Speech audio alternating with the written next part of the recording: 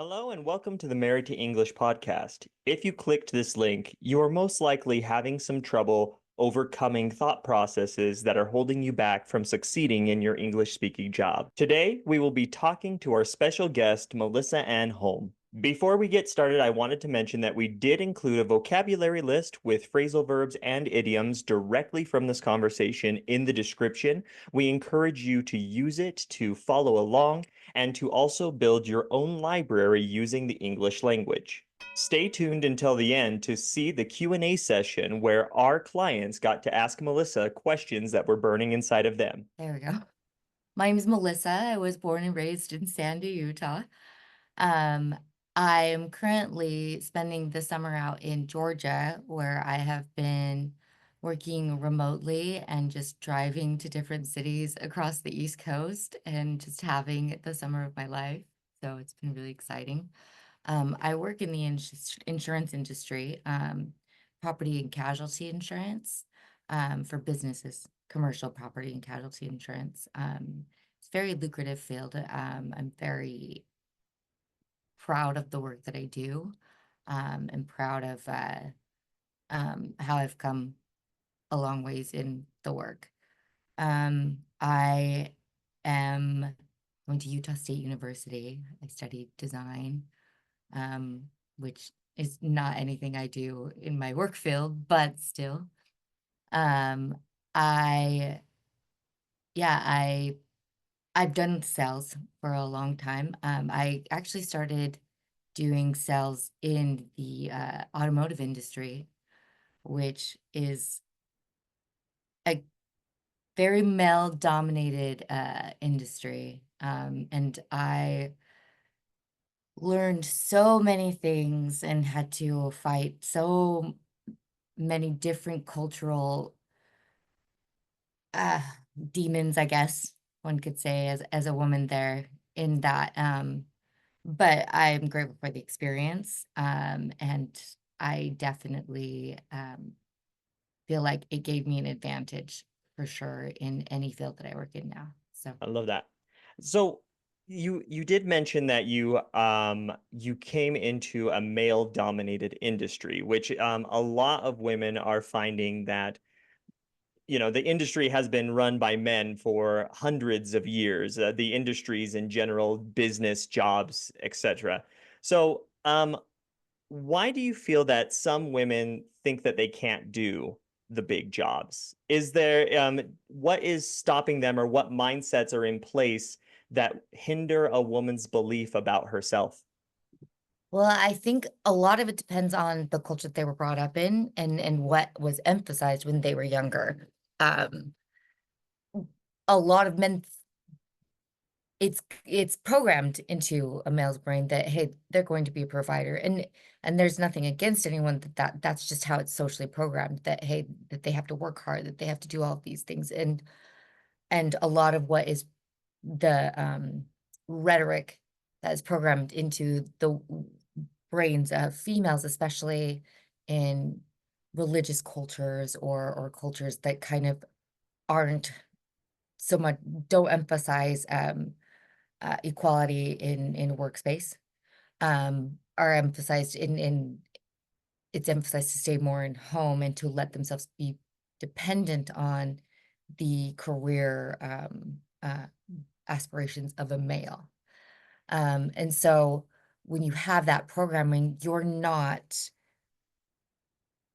taught that that's a possibility, and you have to actually reteach yourself how capable you are to be in that. But I think that that's a lot of what sets women back in those fields, is just the lack of conversation around that being absolutely possible and then being absolutely capable of doing it. Yeah. So, in a simplified term, if I'm understanding, you're saying that it's basically programmed from the moment we're born, from like boy things, girl things, this is kind of like what we do in society. And so for many women, the thought of going into business in some situations would never even cross their minds because of how they were raised. Yeah, Right. It's kind of like a lot of men are raised to know these things already and raised to be in a position, well, you will be successful. You will do this. You are going to be strong. Um, Women and girls, we have to get there by ourselves usually. We have to find, like, since it's not naturally in our mind growing up all of the time, that we are entitled to that success, that we need, that it's going to be easy for us to get it, just like it's easy for them to get it. We have to kind of make our mind get there on our own and go, I'm just as deserving. Yeah. I can work just as hard and I can accomplish just as many things. And I'm And just as smart. I'm just as I'm just as smart smart. and And I'm that's just as strong. and just as strong. Mhm. I feel like Melissa, we also have experience with this, like in the theater world. As I told some of our listeners before, or rather our clients before, was that we knew each other through theater. That's how we met. Now, would you say that theater is also I mean, theater is kind of more effeminate, right? So is this also an area where men have advantage? Um, yes, in ways because there are more women, the competition is a little bit uh it's a lot harder Yeah. because there is more competition. And therefore you have you have a population of women who are actually generally more talented than the men, if I'm being honest. You have a higher, not that men are more talented or women are more talented than men, but in that community, you have more women, and therefore you're going to have more of a pool Yeah, to a choose bigger from talent of pool. talent. Right. Yeah. So it Whereas, sounds. yeah, Oh, I'm sorry. I'm so sorry. you're okay. You're okay. I was But um I was actually going to say, just to add in, that it feels like it's a double-edged sword in that situation, because Mhm. you've got either you're competing in a male-dominated industry, like say construction or something like that, and it's a very heavy male set. So you're competing in that area where you have to work harder than the men to get ahead. But if you go to a quote female job, girl job, whatever that may be, something that is more traditional with women, such as teaching or doing give me something that women are really, really like, that's the quote woman job. Nurse. Nurse, there we go, theater, things like that. But if we do go to those quote women jobs, then the competition is so heavy that you are then competing with very, very talented people in a pool where everyone was kind of just shoved. Yeah. It's, oh, go ahead if you had something to say. yeah, and part of the programming too that women are fed is to be competitive against other women Hmm. um, in everything. And that's and if we're speaking evolutionarily, based, women actually aren't programmed to be that competitive in nature on things that aren't competitive in nature. And so it's very uncomfortable, but we have these cultural programmings that really set us back um in those fields where there's a lot of women in them. And so we make enemies when we're with women, and then we feel like we can't break into a field that has men because we're programmed to be with women. That makes sense. Absolutely. Absolutely does. It's like, hey, you guys can compete with each other, but sometimes it feels like they're also saying you're not good enough to be competing with everyone. You have to compete with your own kind. You have to compete with only other women. Mhm. And I think a lot of times women are pitted against each other The because of this. distraction. It's definitely. It's a distraction that is, I don't think, done with intent, but it is a cultural product that many use to their advantage, and we Yeah. have to overcome that. Yeah. Well, and this kind of goes perfectly into our next question, which is because sometimes we have to do a little extra work to get our mind there. We're also battling against, we're also battling against the thoughts that are telling us that we can't get there. And so I'm curious, from your perspective, excuse me, what strategies do you think women can employ to build confidence and overcome that self-doubt in their professional lives? And basically, how can women and girls feel more confident about their jobs and their schoolwork? What kind of things can they do? What kind of things can they tell themselves? I think one is, and lean into your passions. And I say this only because you need to discover how incredibly intelligent you are. Mhm. And lean into your curiosities and test your curiosities and outside of your career field, because you need to know how incredibly intelligent you are.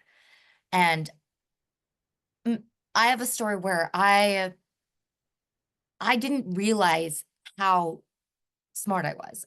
I always had thought, because I kind of this very girly girl, and I kind of have this high voice, people didn't really take me that seriously in life. And I always just kind of, lived in that role of being a very playful, lighthearted person. Um, and I have ADHD, which can be a setback. Me However, too. yeah, and it's very common, and it's indicative of a lot of other intelligences. Yeah. But there was a moment during the pandemic, actually, where had I had this question about, because I had done the research on what was going on with the why was the pandemic affecting people? Why was it killing people? What was going on with the science of it? And I found out which cell receptors that the virus was attached to, and I was like, you know, there are medicines that are blockers to certain cell receptors. I wonder if there is some type of medicine that like would be a blocker to these ACE2 receptors. And I did a bunch of research, and I found that there were these blood pressure medicines that people were already on, and who were, that were elderly, that actually kind of gave them this advantage during the pandemic. But they weren't saying this because, you have to go through FDA regulation in order to really release that information publicly. And I actually put it out on a public forum, and I was like, am I right? Does this really help? And I'm not a science-based Did I person. just fix COVID? Did I just cure the world? But no, but it was just a curiosity that I had based on, something I found interesting at that moment, but wasn't really my field. And I put it on, Facebook, and this pharmacist was like, no, da da da da. And I was like, oh, okay. And then it was like later that July that they released studies saying that exact same thing. And I was like, I knew it. did I know that? Can I put can I critically think and put things together? And it's something simple like that, but that really just like got the ball rolling. And Yeah. I realized I was in a job, and I had always taken jobs that were just filler jobs where, they would hire a bunch of people at kind of like a elevated rate because it was an unpleasant position. But I Mm. was having a really hard time doing those jobs because they were so monotonous. And the second time I realized I was more intelligent than I thought is I was in a job like that, and there was some question about my work performance. And so I analyzed the data of my work performance and how we could quantify the amount of work that was coming in and how I disproportionately was getting more work, but being punished for not doing all of it under a certain amount of time, but it was because I was getting more work, and I figured out a way to quantify that and analyze the data of that, because they weren't doing it properly in which was, a management thing. That was the management's responsibility to really divvy up the work. Kind of like when they're, equally.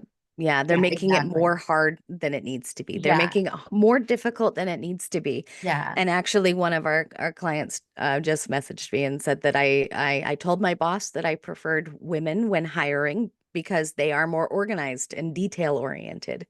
Mhm. So it's kind of another way of saying it's making a process easier. Yeah. Sometimes a great mind can look at a process that has been going on for some time and go, why don't we change this little thing? Yeah. So if I'm understanding correctly, you had a situation where you just did some critical thinking, you leaned into your natural curiosities, and you were able to connect some dots that other actual experts of their fields didn't even realize. In the meantime, the thing that was like mainstream media at that time was injecting yourself with horse tranquilizer to fix COVID. So, Oh no. Yeah. So, I mean, that mine was a better alternative. right. So Yeah, it was, but the it, point is, honestly, is that, like, you are smarter, you are more intelligent than you think you are or believe yourself to be, and explore it like crazy.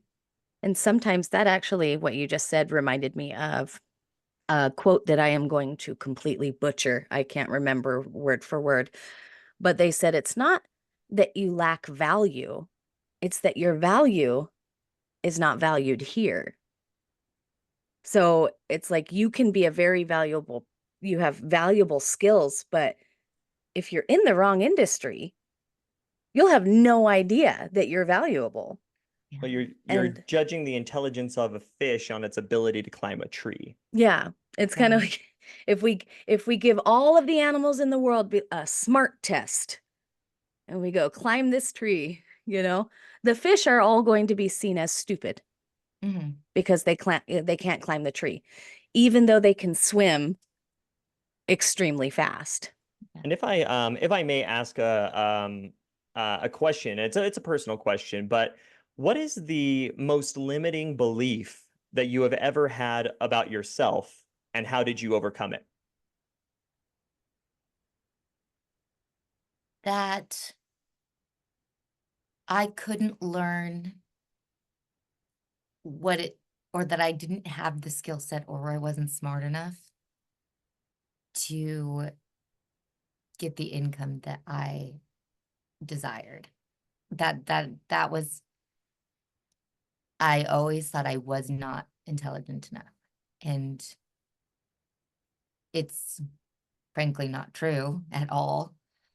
But it was because I was designed for a little bit more of a mental challenge. I was designed for analysis. I was designed to creatively think. And I was not designed for meticulousness. I was not designed for fitting in a box. That was definitely that was the core thing I had to overcome in order for me to take the risks that in a professional setting to get to where I am now. And how did you feel, or what were the emotions going through you as you had this limited belief of yourself that you're just not smart enough to have money, you're not smart enough to move forward, you're not smart enough to have the life you want? What sort of emotion or life does that create for you when that is your story? I think you start to be relationship oriented. You start to seek for someone who can save you, if that makes sense. And that but then you settle, for being in relationships that are subpar based on the fact that they can provide for you financially.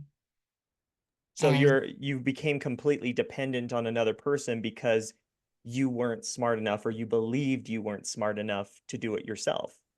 yeah, and because and my focus was finding that. So even if there wasn't a person there, there was this hyper focus on relationships and hyper focus on being with somebody, and that's really, I have so much more to be excited about. And not that relationships aren't valuable, they absolutely are, but I have so much more to be excited about in my life than to put all of my interest in another person who has interest. You're limiting yourself Exactly. on a major Exactly. level. Huge, huge, She also huge. had to correct that statement about relationships are okay, because she then realized that she's talking to a couple right now, and she's like, I "Oh, mean, I mean, besides you guys, you but guys are cool." Like, whatever. whatevs. But no, Like, I Um, yeah, mean, marriage sucks. yeah. Just Well, kidding. healthy relationships are two people with passions coming together, Mhm. and you open up your field for dating someone more correct for you when you are being yourself, and Yeah. when you can create something for yourself, and you stop seeking shallow things, Yeah. and on some level I think that made me a little bit more shallow. I sought money, Mhm. and now I don't have to, and so I can seek character above Yeah. all, you know Well, they say be weird, say the weird things, be you, because if you're not you, the people that are for you won't find you. right, The right. people, if you are you, if you are loud and weird, if you are just acting like yourself, you are going to attract the people to you who go, I want that in my life because I go really well with that. Yeah, I yeah. only attract jerks. What does that say about me? The Taylor's the sexiest jerk. Yes. Yeah. Um, Perfect. I noticed that you kept using a key word, especially with your as you were just describing yourself. I was not designed. This is not what I was designed to do. Design, design, design. How can a person who is feeling in that lost state right now, like let's say that they just resonated with everything you just said, how can that person figure out today what they're designed for? Explore possibilities. And I think a lot of what limits women in their exploration is the cultural programming we have in even in conversation. Um, this was another thing I had to overcome, was my natural tendency to be polite and kind in conversation.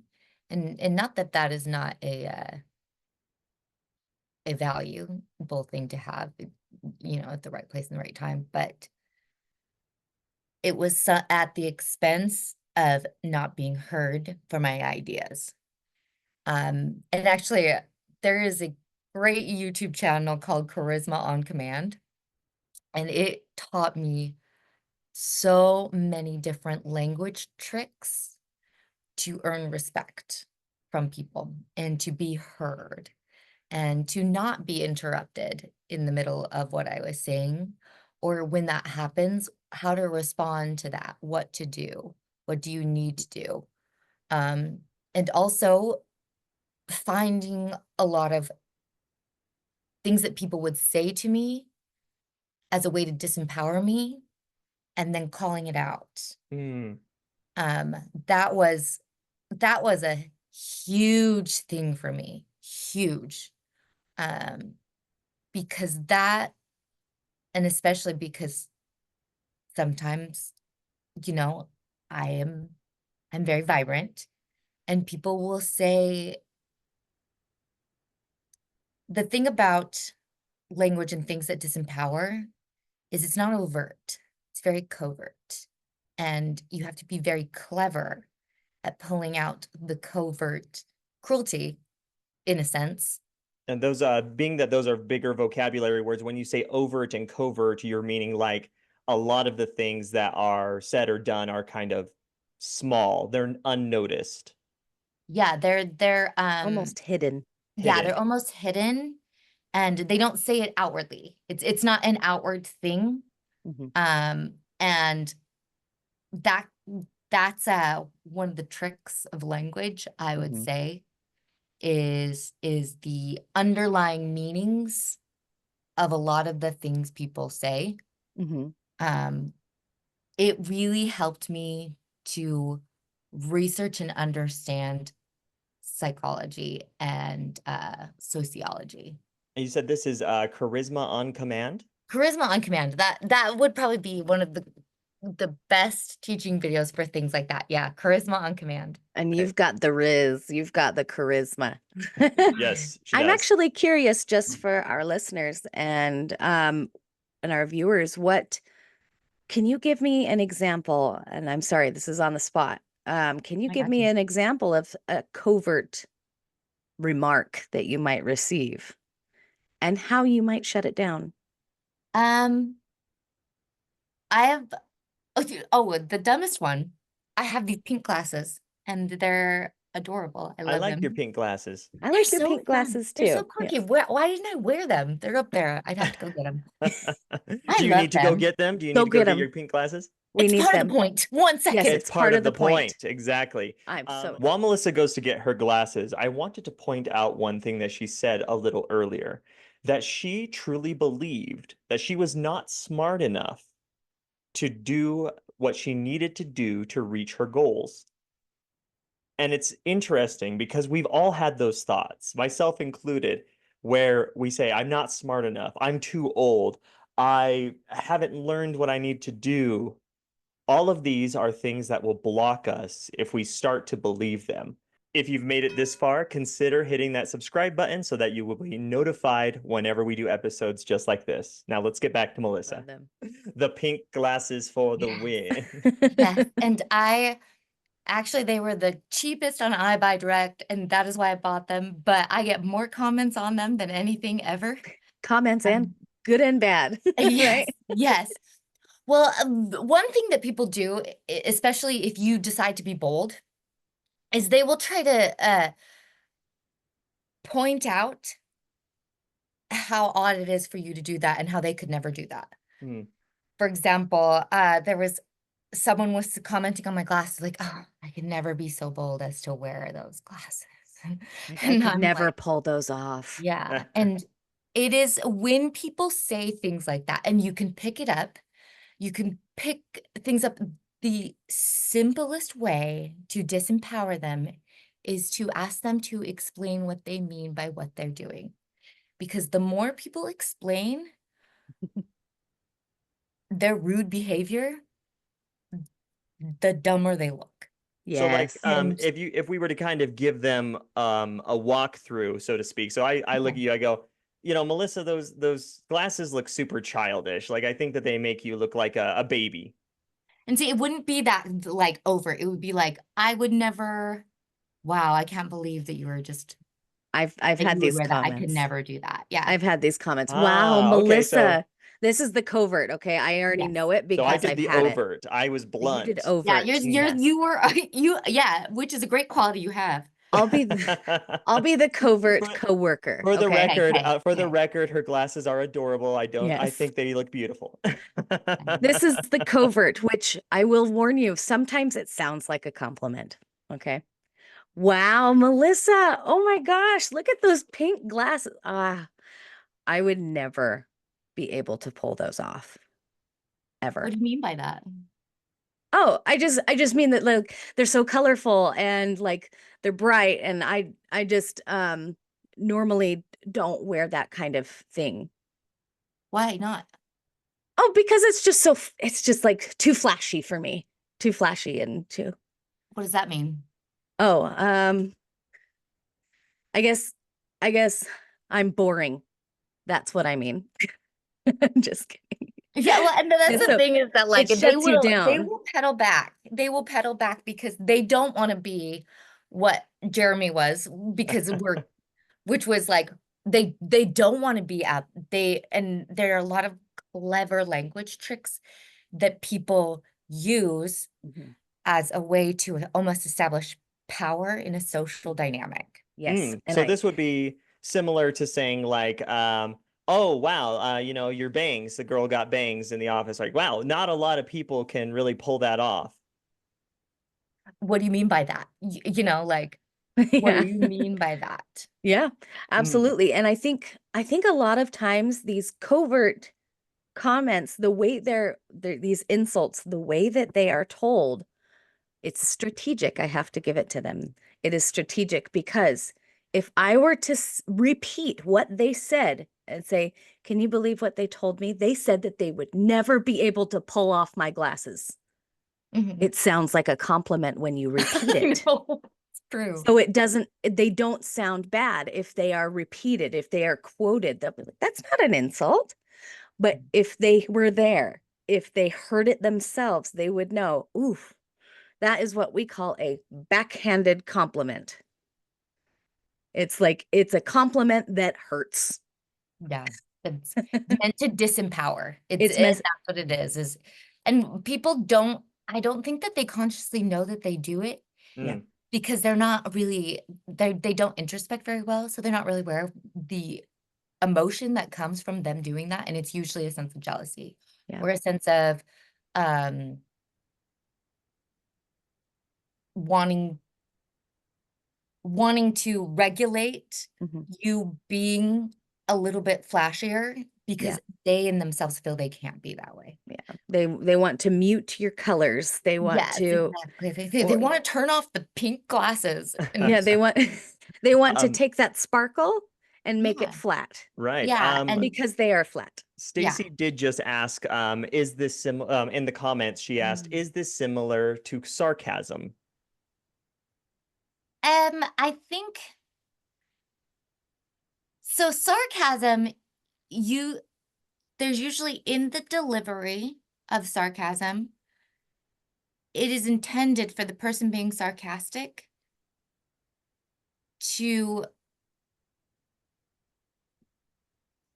be understood by a certain demographic, right? Whereas things like a backhanded compliment or things like that are always, they are intended to be nice and to look like they are a nice person. Mhm.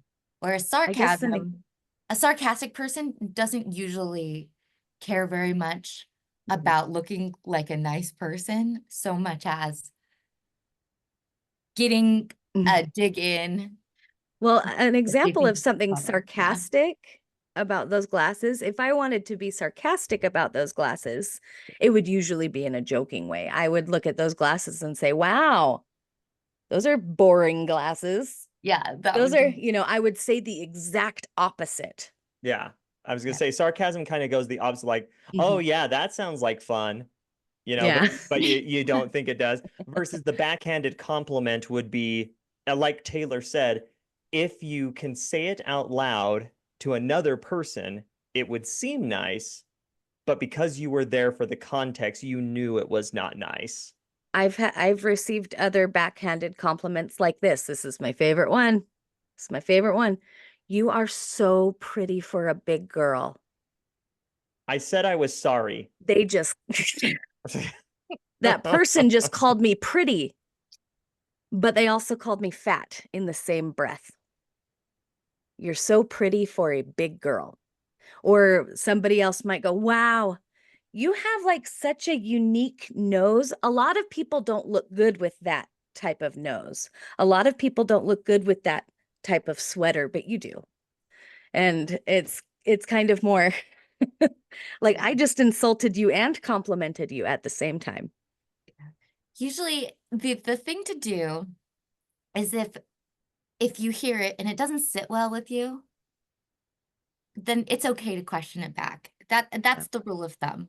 Mm, Because you can kind of hear and understand context of it, Mhm. and what it does. And if you hear a compliment from somebody and you're like, yeah, I am that, then it's not one of those things where you would have to double back. right. Yeah. But if when it comes to you and on some level that like that's huh I don't feel great after Mhm. that. Ask them to Mm, explain. If ever someone gives you a compliment, if you're not feeling great after the compliment, then it's not a compliment. And you need them to explain further so you can understand how great the compliment is. Yeah.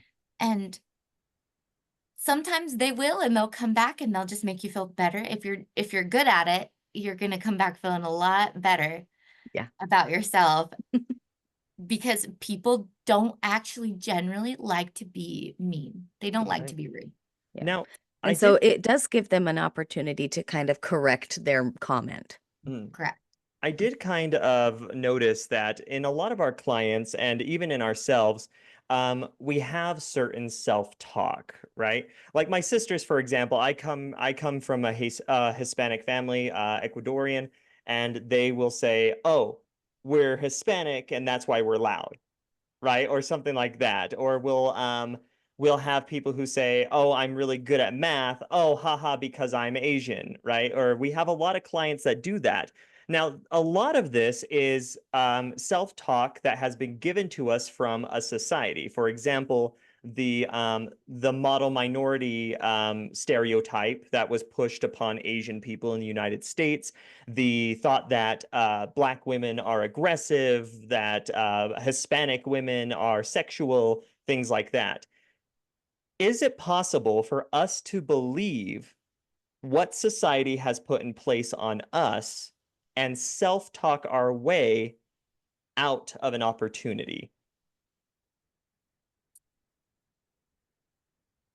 I think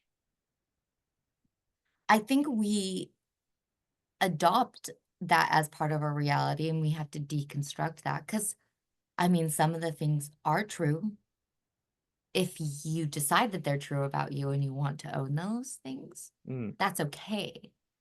And I think it's about understanding and owning who you are as a person and separating yourself from that rhetoric or that definition of mm, things by really examining yourself and saying, is that something I want to be, or is it something I don't want or am?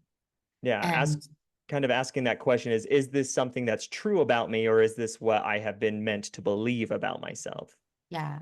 And I mean, if something's true about you and people say it, there is nothing more empowering um, than agreeing with somebody, even if it's unfavorable.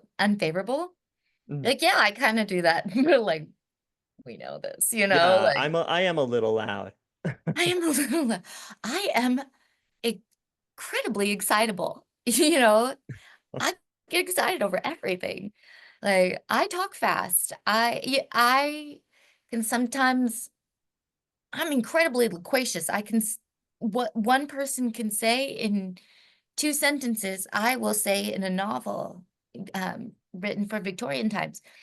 Like, it's just, you know, I own these things, and there's a lot of confidence that comes from that. And one of my favorite things in the world is the fact that authenticity breeds influence. Mm, So Yeah. if you are true to who you are at your core and you present it to the world that way, people cannot disempower you from who you are. mm. And you have a lot of authority in the world, Mhm. a lot. Yeah. Yeah. This is I think that we can all feel this on a certain level because like even for me, like um being like there are certain standards in life that if I start to stray from those, I kind of have to kick myself in the head and say, "Hey, just because everyone else is currently on, or like on this certain path doesn't mean that you have to be on this certain path, you Yeah. know? Yeah. Stop limiting yourself. It's kind of Yeah. like that. My daddy was a farmer, so I'm a farmer, and my son will be a farmer, you know, and We'll be it's, farmers for the rest of our lives. that's right. We're farmers through and through. That's why our last name is Farmer. Yeah. Because yeah, like a lot of people don't know that our last names used to be our job title. The tailor, the butcher. Yeah. Yeah, a lot of them. And yeah.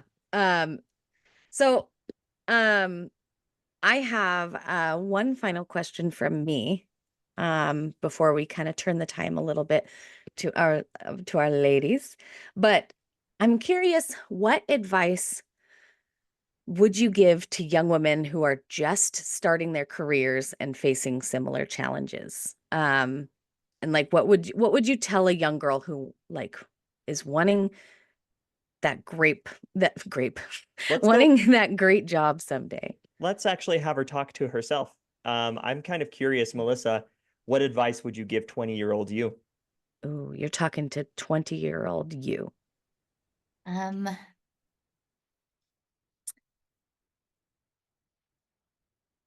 Have confidence in the ideas that you say, and do not feel obligated to be kind about it. And do not let people interrupt you. It is okay to disagree and take the role of the one in control. I like that. I love Yeah. that. You it kind of just reminded me of in my mind when you said that I don't have to be palatable for everyone. When Right. I say palatable, I don't have to be easy to accept for Not everybody. everyone has to like me. Not everybody has to like me. Yeah. No, I don't, they say you can be the sweetest peach in all of the world Mhm. and there will still be people who don't like peaches. Mhm. You don't have to be enjoyable and palatable and acceptable and satisfactory to everyone. You could, again, Yeah, I attract agree. the right people. And I honestly, if I was going to talk to 20-year-old me, I would say, don't make it easy for people to treat you badly. Don't make it easy. Make it hard. Make I it love that. difficult. I Mm. think at that time, people would, it really edited a lot of what I did in the world, a lot of what I said in the world, because I was afraid of them poking into vulnerability that I had. And a lot of my vulnerability at that time was on my weight. I've lost a lot of weight. But if I could go back, I would definitely tell her to challenge those people on what they're doing. It's not okay. Don't make it easy for people to treat you badly. Be kind and courteous with the whole world, but don't make it easy for someone to treat you in a way that makes you feel or even makes you look like you are any less than anybody else. Mm. Don't make that easy. I love that. Make Yeah. it hard for them to be rude Make to it you. hard. Yeah, what was it? There was like I have a quote that I've written down from me.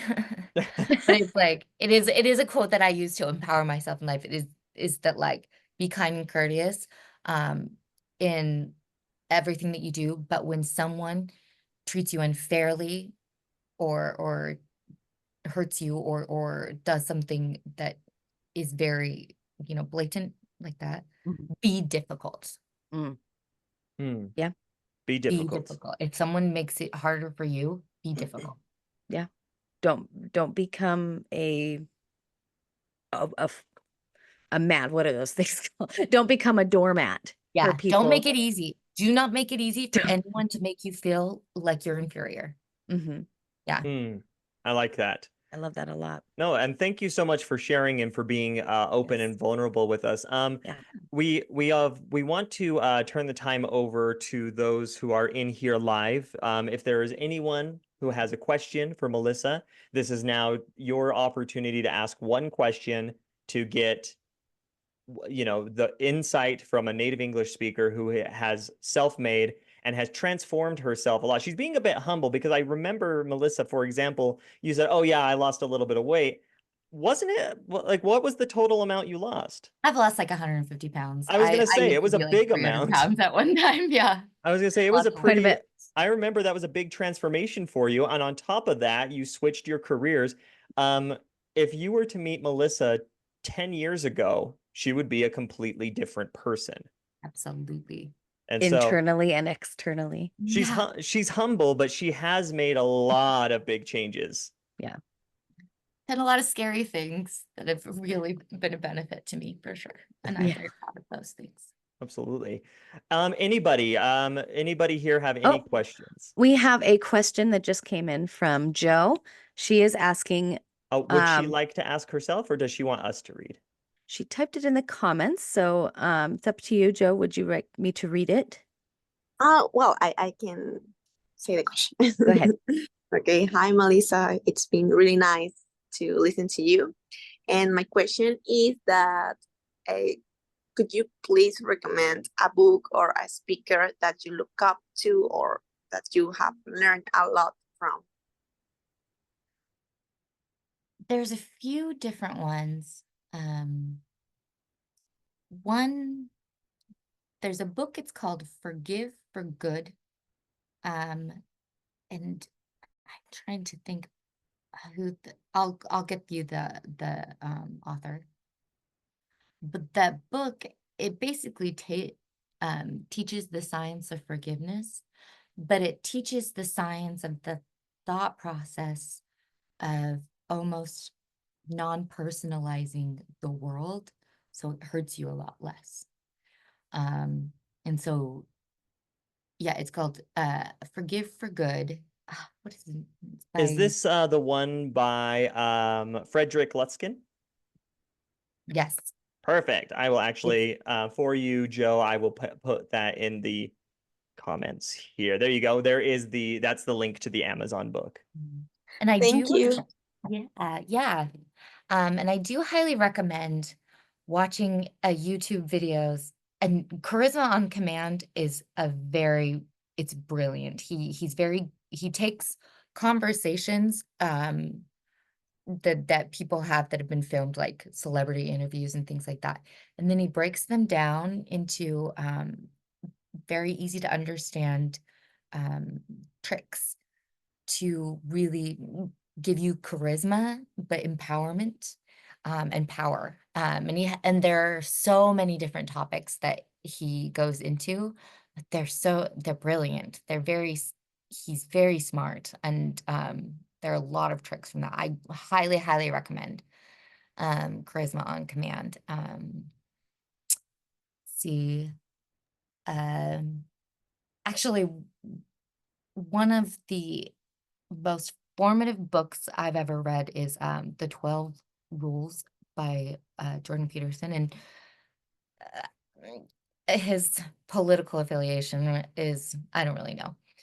But the principles that were in that book were absolutely brilliant. And he's actually he's a very good writer, especially when it comes to exploring abstract thought. And is this one the 12 Rules for Life? Yep, 12 Rules for Life by Jordan Peterson. Highly Yeah, recommend it. I And just pasted that one too. yeah, there's a rule in it, the very first rule. It's stand up straight with your shoulders back. And it basically teaches you to fight for yourself because you have to. And then there's another one that was like, it's like, be honest with yourself at least, or be honest, or at least don't lie, or something like that. But he really goes in and discusses like, what are the things that we do and say that are kind of disingenuous in the world, that are really just an insecurity in ourselves. Yeah. Well, and I think that's rule number 8. It's I just looked it up. Tell the Yeah. truth or at least don't lie. Or at least don't lie. Tell the truth, or at least don't lie. Yeah. My favorite is rule 12, pet a cat when you see one on the street. That one, that's a big rule. I did pet a cat Yeah. yesterday. See, Yeah, you're I following the love it. rules. I Good did. job for following the 12 rules of life, or at least that one. Yeah. We did also have another question come in from Stacy. Yeah. Stacy from Taiwan. Yeah. And hello, Melissa. I'm curious about when you switched your career, how did you decide what you wanted to do? It is based on what you are designed for, or it's based on the trend in the future? Because now I'm in the intersection of which career that I want to switch to. So this is the question. Thank you. Yeah, I think that that's actually a very good and poignant question, because there is a level of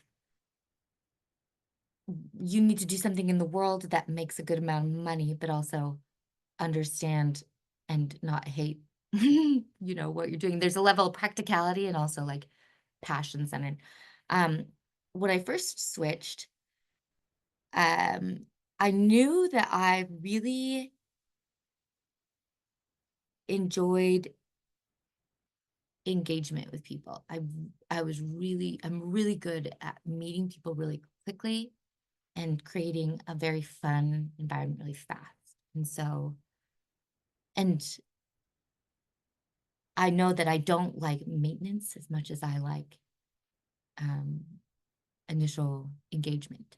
I'm an ideas person, and so sales seemed right for me as far as that goes, because I also knew that it was lucrative. And you're really great at first impressions, and that's very important in sales. Thank you. It's the ongoing. It's a like, do I have to give you all of my time? I'm not great at commitment apparently, but no, no, but I just knew that I really got a lot of, it's really intoxicating for me to meet people for the first time. And I love the chat, some people that's really hard for them, but for me, I'm the opposite. I love the dopamine hit of a new person. And I think because I've had an interest in psychology, I really challenged a lot of the thought processes that make people nervous when they meet people. So I don't really have those fears that a lot of people do. And so I love to meet others. And so that was a big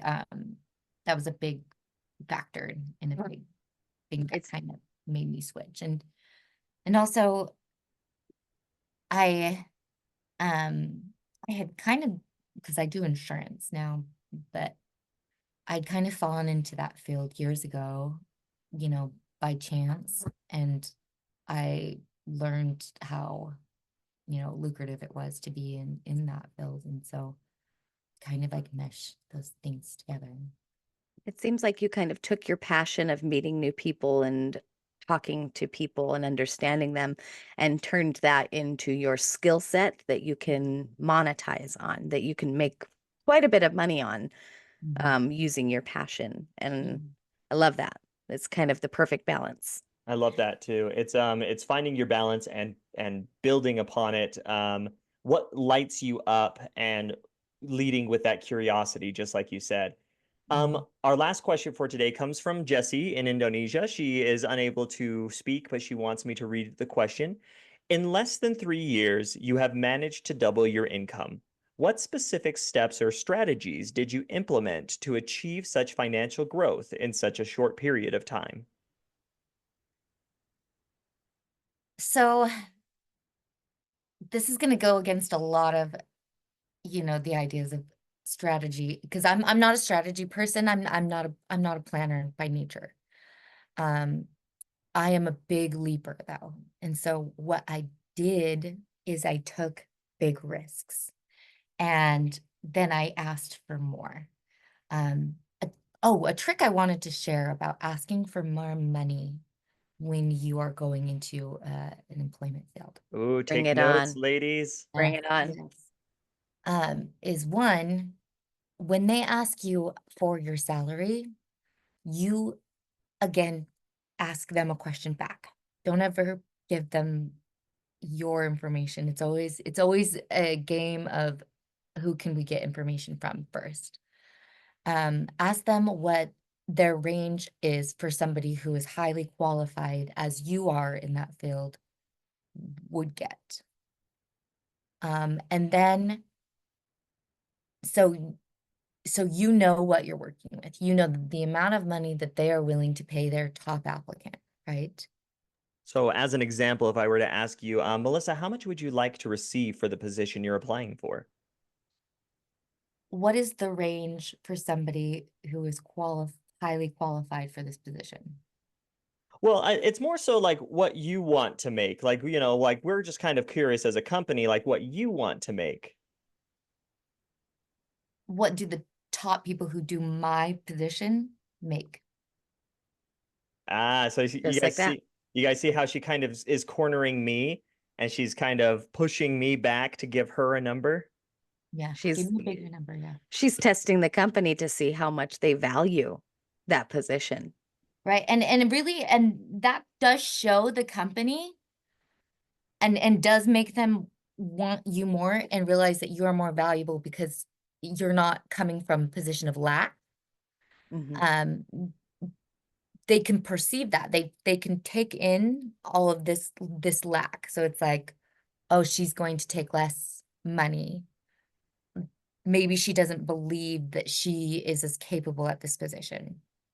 Well, and it's the perfect question because you're not selling yourself short by asking this question. You're saying, what is this worth in this company, in this position? They know that you're not going to ask for too little, and they know that you're not asking too much. They want to know exactly what, or you're wanting to know exactly what they pay. Right, right. And because I mean, companies do have a budget for which Mhm. they will pay somebody, and you have to know that budget, but you have to cleverly know that budget without, you know, giving away less than what you're worth. Mhm. And you can do this too if you do like a side trade as well. For example, I do paintings, and a lot of times people will give, small numbers, but when someone was willing to pay in their head a lot more for your painting and you're giving them way under the number, you're underselling your capabilities. And Yeah. so, you ask them, what would you pay for something of this worth? And so you understand how much they are willing to pay Yeah. you. And so I've been able to sell $1,000 paintings. Mhm.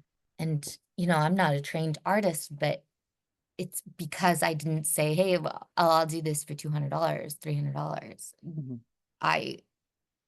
If someone's coming to me for a painting, they're coming to me with a budget. Yeah. And then my job is to figure out how to understand their budget without underselling myself.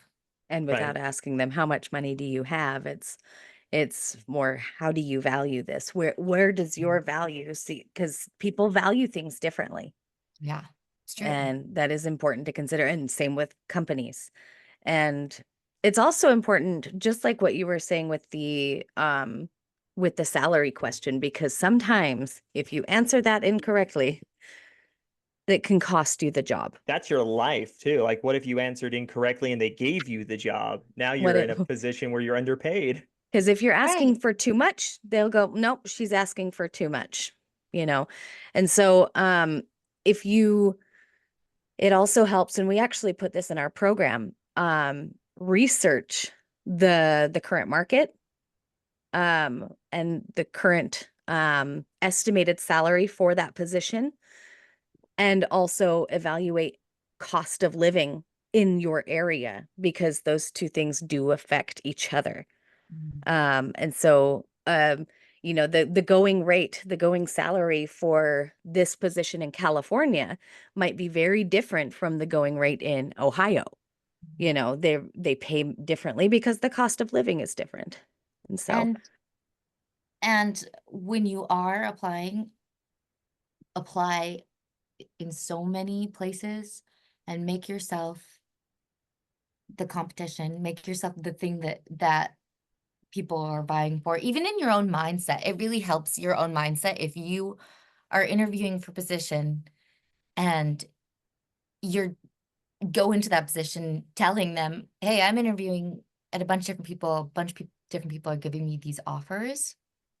So what are you going to give me that's going to make me stay for you? You know? Rather than competing, you become the Yeah. thing that they're competing for. Yeah. 'Cause, Yes. It's, you never want to come at a career at a place of lack where it's like, I need this. And I suggest, I mean, I can't tell anyone how to live their life, but when it comes to if you're wanting to get a really solid income, then you're going to want to go into a field that's competitive.